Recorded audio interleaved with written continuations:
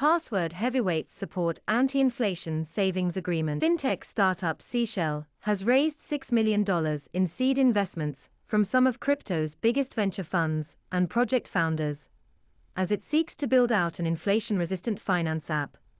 A timely initiative as consumers struggle with the pressures of rising costs. The investment round was co-led by Khosla Ventures and Kindred Ventures, with additional participation from Robinhood co-founder Vlad Tenev, billionaire investor Mark Cuban, former U.S. Commodity Futures Trading Commission Chair J. Christopher Giancarlo and Coinbase Ventures. The founders of crypto-focused projects Terra, Polygon, Avalanche and Solana were also among the investors. Seashell is launching a consumer app that gives users a simple way to earn higher yields on their money. The company claims that its Seashell Save product gives users up to 10% interest on their funds, with flexible redemption options. The app is available on both Android and iOS devices. Company founder and CEO Daryl Hock, who also served as executive vice president and chief operating officer at blockchain security firm Certicay, told Cointelegraph that the app generates yield from both on-chain and off-chain sources despite not being an actual DeFi product. He further explained, although Seashell isn't built on the blockchain,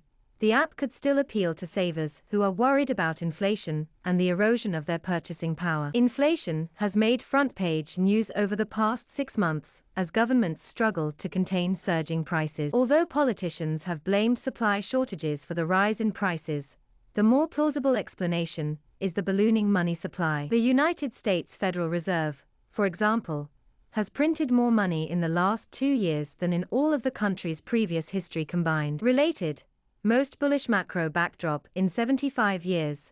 5 things to watch in Bitcoin this week. Cost pressures increased again in December, with the U.S. Consumer Price Index, better known as the CPI, rising 0.5% during the month to a total of 7% annually. That was the highest year-over-year gain since 1982. Sarah House, a senior economist at Wells Fargo, told the Wall Street Journal that there is still tremendous momentum when it comes to inflation right now, adding that price increases are likely to peak in the coming months.